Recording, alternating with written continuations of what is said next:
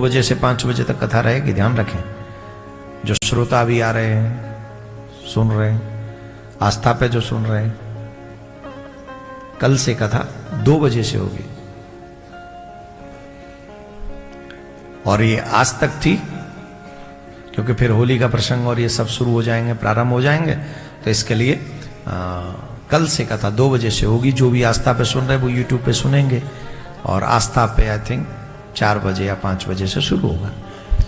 तो आप लोग सभी जितने भी मुझे आज सुन रहे हैं, वृंदावन से कथा में जो प्रिया कांजू के उत्सव में जुड़े हुए हैं, वो इस बात को नोट कर लें कि कल 2 बजे से कथा प्रारंभ होगी और एवरीडे यही समय रहेगा। तो आप लोग उस समय का ध्यान रखें।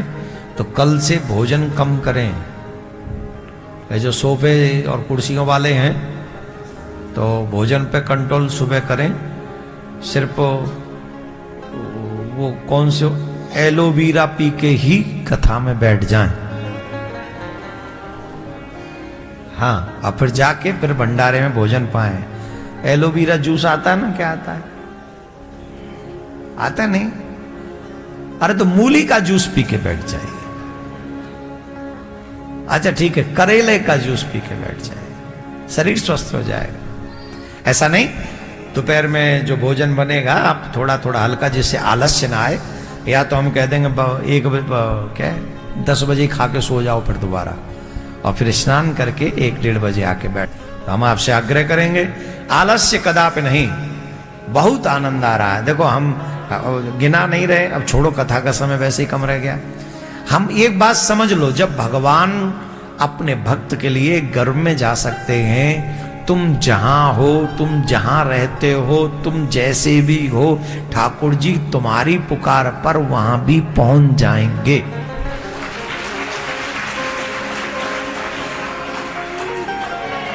हो सकता है हम उसे न पहचाने। भगवान के भक्तों को भगवान का पल पल सहारा रहता है, इसमें संशय नहीं है, कदापि नहीं। अब भगवान हमेशा तुम्हारी रक्षा करने के लिए मुकुट धारण करके बंसी हाथ में लेके पीतांबर पहन के नहीं आएगा।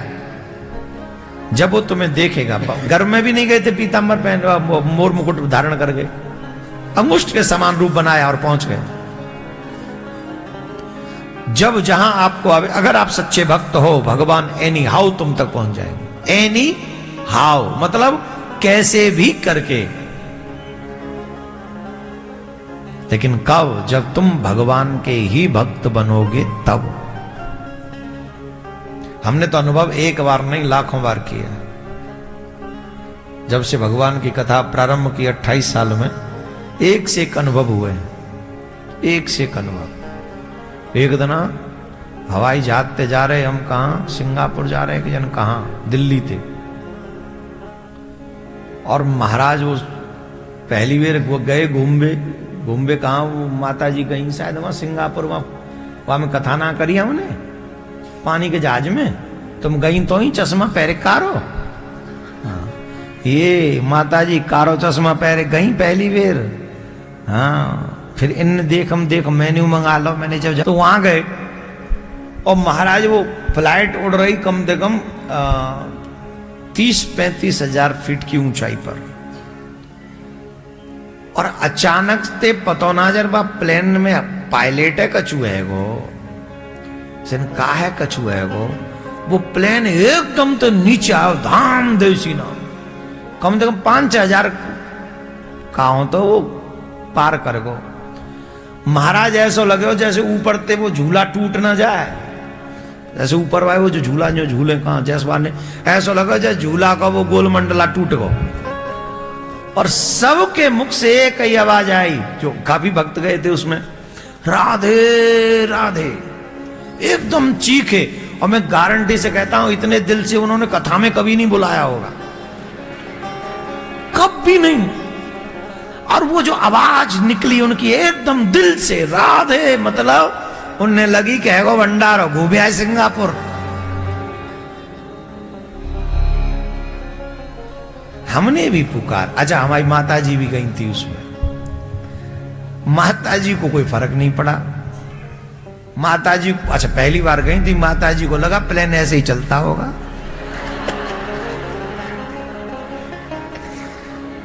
पहली बार जो गए उनको तो फायदा हुआ, बोले हमें क्या पता प्लेन जा रहा है ऐसे ही चलता होगा, वो ठीक है।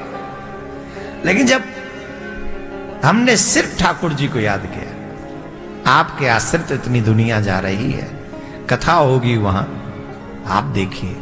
महाराज इतनी प्रार्थना करने के बाद हमको लगा कि पायलट को हटा के स्वयं ठाकुर जी ही पायलट बन गए। और उसके बाद सच्ची मानना, उसके बाद फिर वो ऐसे नहीं किया, जबकि ये कंडीशन बहुत तक चलती है जब एक बार शुरू हो जाए तो। ऐसा लगा जैसे प्लेन का वो स्टीयरिंग ठाकुर जी ने अपने हाथ में ले लिया हो। क्यों? उन्हें भी चिंता रही होगी अपने तिलकधारियों की, तुलसीधारियों की, है उसके नाम जपने वालों की।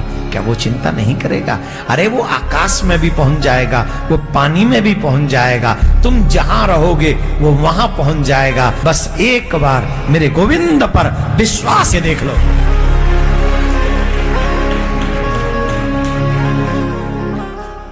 और मैंने तो ऐसे अनुभव बहुत करे हैं, एक दो अनुभव नहीं है, खूब अनुभव है, खूब खूब माने खूब। अभी कल का अनुभव बताऊं, बता ही दूं, ऐसा ही तुम्हें बड़ा आनंद आता है ऐसे अनुभव सुनने में। तुम्हें कथा में तो यूं यूं उंगियाने लग जाते हो, और ऐसी चीज बताओ बड़ा मन कर, जी सुनाओ जी, बहुत अच्छी बात बताई। हमारी आदत में बिना सोए बात नहीं बनती, कथा नहीं कहते, चाहे 20 मिनट मिले पर मिलने चाहिए। और माते माँ न्याते न्या। हमने कही ठाकुर जी कैसे सिस्टम सेट बैठे, चलो छोड़ो नहीं बताते, कथा सुनो फालतू में। कितना आनंद कान लगा के सुन रहे हो, हाँ क्या हुआ? कल कथा सुनी, आनंद आया कि नहीं? ये भी चमत्कार है। इतना सफर करके आके सिर्फ सुनने बैठ जाना, पता चल जाएगा तुम्हें। फिर बोलना है तो ठाकुर जी बुलवाए, बड़ी कृपा होती है, बड़े चमत्कार है। तो कहने का अभिप्राय है कृष्ण के बनो। उत्तरा के गर्भ की रक्षा करने के बाद में भगवान श्री कृष्ण कुंती के पास में गए और कुंती से कहा बुआ मैं जा रहा हूं, मुझसे कुछ वरदान मांगो। तो कुंती कहती है कृष्ण नमस्ते पुरुषम त्वाद्यम ईश्वरम प्रकृते परम अलक्ष्यम सर्वभूतानां अंतर्बहिर्वस्थितम् कृष्णाय वासुदेवाय देवकी नंदनाय च नंदगोपकुमाराय गोविंदाय नमो नमः। नमः पंकजनाभाय नमः पंकजमालिने नमः पंकजनेत्राय नमस्ते पंकजाक्षमे।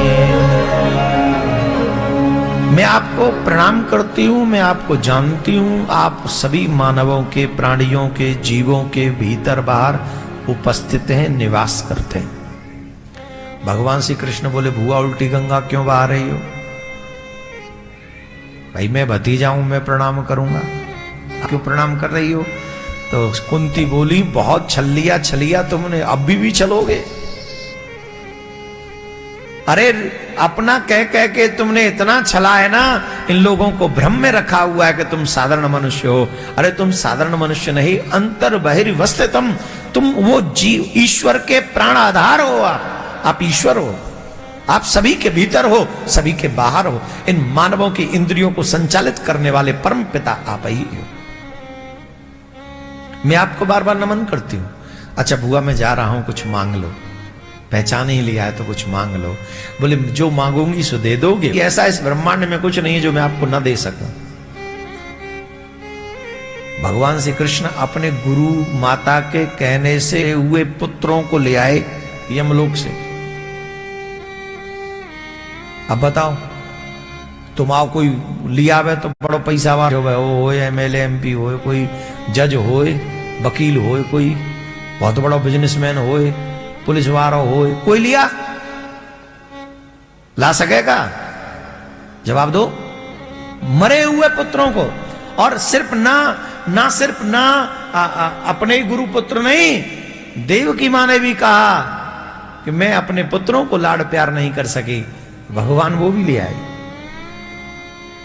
पर वापस भेज दिया, ये दर्शन करो, आनंद लो, विदा करो। रीजन, जो ठाकुर जी कर सकते हैं वो इस ब्रह्मांड में कौन कर सकता है? अरे हम लोगों की बुद्धि भ्रष्ट हो गई, हम लोगों की बुद्धि कमजोर हो गई, हम लोगों की क्षमता वीक है, इसलिए हम उन लोगों पे विश्वास करते हैं जो खुद भी अपना काम नहीं कर सकते। हम उस पे विश्वास नहीं करते जो इस ब्रह्मांड में सब कुछ करता है, सबके लिए करता है, इस ब्रह्मांड का संचालन करता है, हम उस पे विश्वास नहीं करते।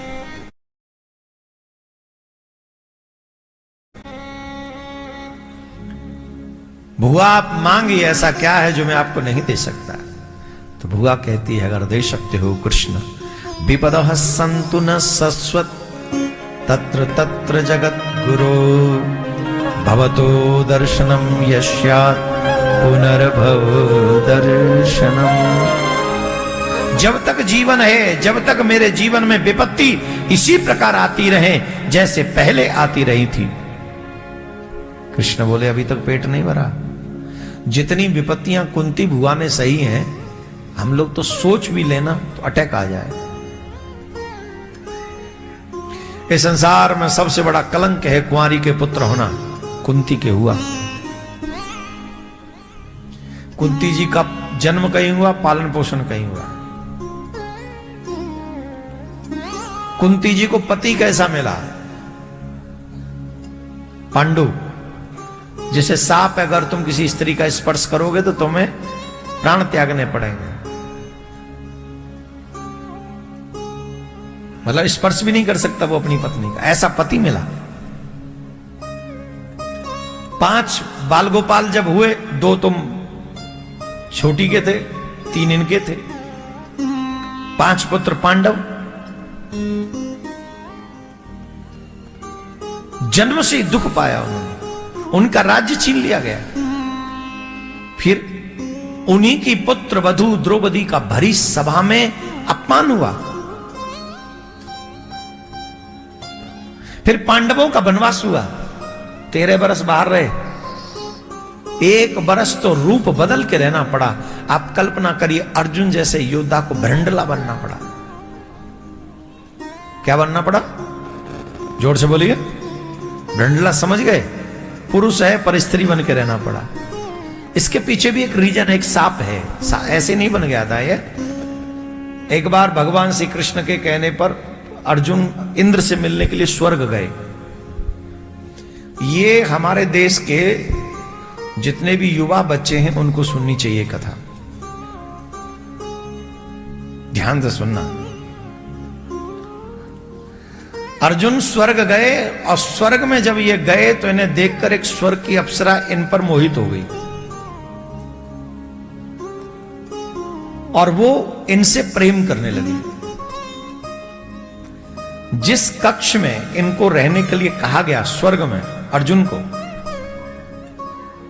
अच्छा इंद्र के अंश से अर्जुन है, तो वो उनको लगता है कि मेरा पुत्र जैसा आया है, तो वो कहता है सब सुख मिलना चाहिए अर्जुन को। तो एक से एक सुंदर अप्सराओं को भेजा, तो उस अप्सरा ने कहा तुम जाओ, मैं ही देखभाल करूंगी इनकी।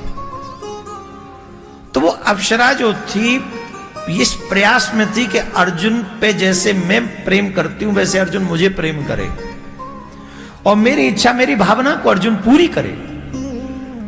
अर्जुन ने दोनों हाथ जोड़कर कहा, आप मेरी मां के सदृश हैं, आप मेरे से इस बात को मत कहिए, मैं आपको प्रणाम करता हूं, मेरे से अपराध नहीं होगा।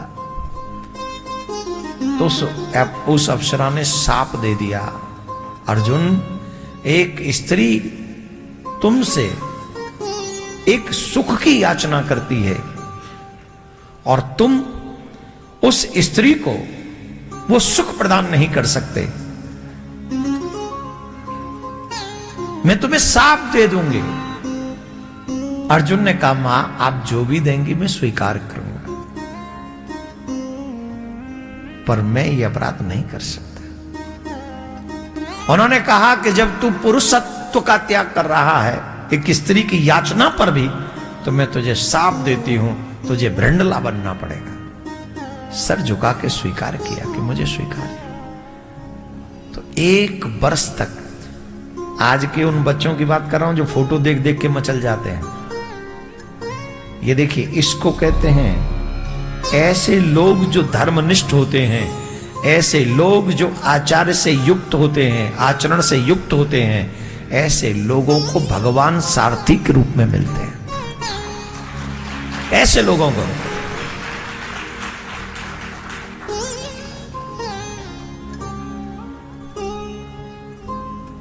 हमारे बच्चों को ये बॉलीवुड की फिल्में दिखा दिखाकर आधुनिक लोग बर्बाद कर रहे हैं। हमारे लिए ये बॉलीवुड आदर्श नहीं है, हमारे लिए हमारे ग्रंथ आदर्श है। आप कौन नहीं जानता कि अर्जुन के सारथी से कृष्ण बने, पर वो कृष्ण कैसे बन गए सारथी? अर्जुन का समर्पण कितना था कृष्ण में, वो कितने धर्मयुक्त थे, धर्म के आचरण पर चलने वाले थे। कृष्ण के कहने पर गांडीव उठा लिया और अपने प्रियजनों का वध कर दिया। ये समर्पण था अर्जुन का। पितामह भीष्म जिन्होंने उंगली पकड़ के अर्जुन को चलना सिखाया, सबसे ज्यादा प्यार करते थे इन सब में भगवान पितामह भीष्म अर्जुन से, और भगवान ने अर्जुन से ही मरवाया पितामह भीष्म को। अर्जुन बाण नहीं छोड़ रहे थे। ये दोनों भक्त भगवान है। पितामह भीष्म को मानो इशारा कर दिया हो, ऐसे नहीं।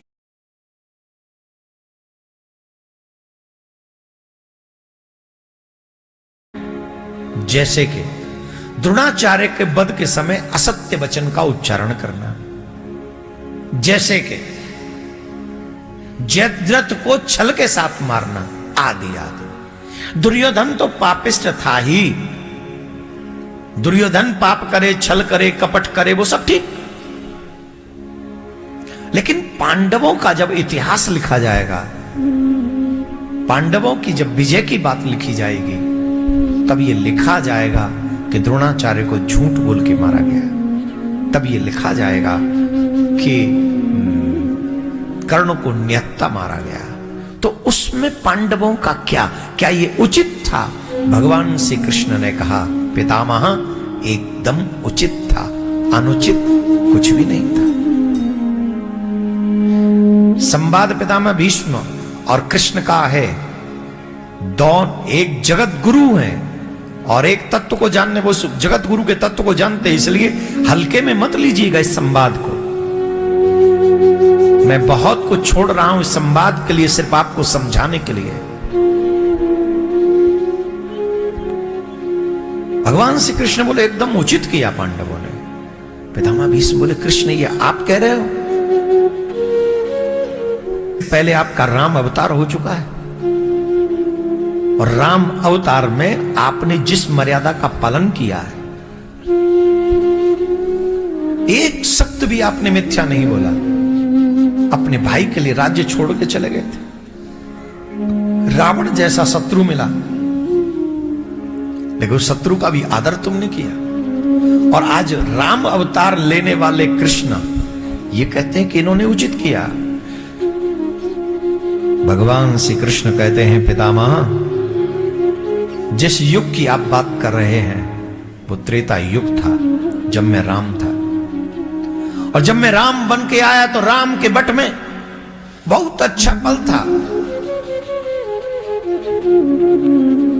उस समय अगर मैंने भाई के लिए राज्य छोड़ा था तो मेरा भाई भी उस राज्य को स्वीकार करने के लिए तैयार नहीं था। वो ऐसा समय था। मुझे रावण मिला शत्रु के रूप में, लेकिन जानते हो शत्रु के रूप में रावण मिला, वो रावण भी परम शिव भक्त था, त्रिपुंड लगाता था, शिव की आराधना करता था। मुझे उस समय बाली जैसा शत्रु मिला, लेकिन उस बाली जैसे शत्रु की परम साध्वी पत्नी थी तारा। वो त्रेता युग था पितामह, और त्रेता युग में शत्रु भी कहीं ना कहीं धार्मिक थे। अब मेरे बट में द्वापर युग आया है, और द्वापर युग में बहुत कुछ बदल चुका है। मेरे बट में आया है कंस, जो अपनी ही बहन के केस पकड़ लेता है। मेरे बट में आया है शिशुपाल, मेरे बट में आया जरासंध, मेरे बट में आया ये दुर्योधन, जो अपनी भाभी तुल्य द्रौपदी को भरी सभा में उसके वस्त्र छीन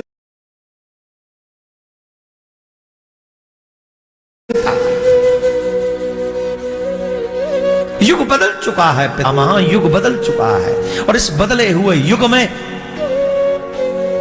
हमें धर्म की रक्षा के लिए भी अपना स्वभाव, अपना कर्म बदलना पड़ेगा। जो कुछ हुआ है ये सब उचित हुआ है पितामह, एकदम उचित। सोचना तो कलयुग के लोगों के बारे में पितामह, कलयुग में तो और युग बदलेगा, और युग बदल जाएगा कलयुग में। और जब कलयुग में युग बदलेगा तो स्वभाव बदलेगा, क्रियाएं बदलेंगी। तब पितामह मैं एक बात समझता हूं कि सबसे ज्यादा अगर इंपॉर्टेंट है तो वो ये कि हम धर्म की रक्षा करनी है। वो कैसे होगी इस पे विचार समय के हिसाब से किया जाना चाहिए, पर धर्म की रक्षा होनी चाहिए, ये विचार हर निश्चिंतन हर व्यक्ति के मन में होना चाहिए। युग के हिसाब से स्वभाव, युग का एक स्वभाव होता है, कलयुग का भी एक स्वभाव है। आपको क्या लगता है आज दुर्योधन नहीं है? आपको क्या लगता है आज कंस नहीं है, जरासंध नहीं? कोई पैसे का बल दे के धर्म को कमजोर कर रहा है, कोई तलवार की नोक दिखा के धर्म को कमजोर कर रहा है। यहां अलग अलग तरीके से दुर्योधन, कंस, शिशुपाल, दंतवक्र है जो हर कंडीशन में तुम्हारे धर्म को डैमेज करने में लगे हुए हैं। अब देखना यह है पांडव कौन है, अब देखना यह है कृष्ण कौन है, अब देखना यह है कि धर्म की चिंता करता कौन है, अब देखना यह है धर्म के लिए खड़ा कौन होता है, अब देखना यह है कौन सी क्रिया के द्वारा धर्म की रक्षा होती है। क्योंकि युग बदल गया है, अब धनुष बाण से लड़ाई नहीं होगी।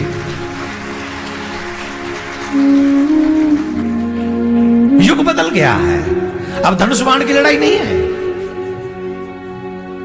आप सोचो धनुष बाण की लड़ाई होगी ना, अब लड़ाई की क्रिया कलयुग में बदल जाएगी। उस समय भी निहत्थे कर्ण को मारना श्री कृष्ण ने उचित ठहराया। पूछो क्यों? पूछो क्यों? क्योंकि वो कर्ण विधर्मियों के साथ खड़ा था, अधर्मी के साथ खड़ा था। द्रोणाचार्य गुरु थे।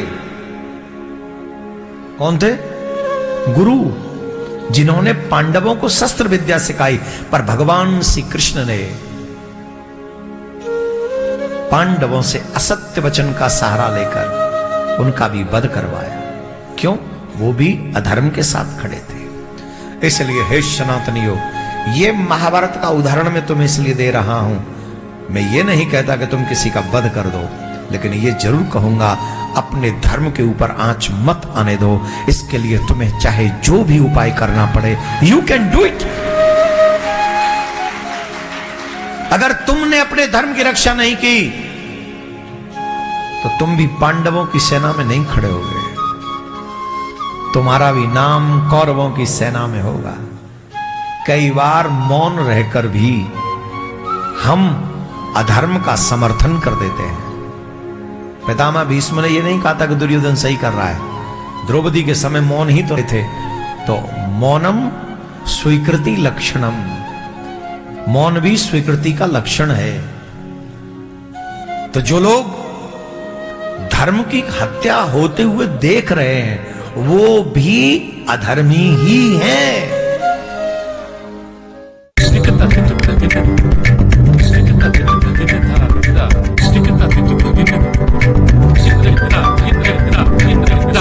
आस्था भजन संतों के संग।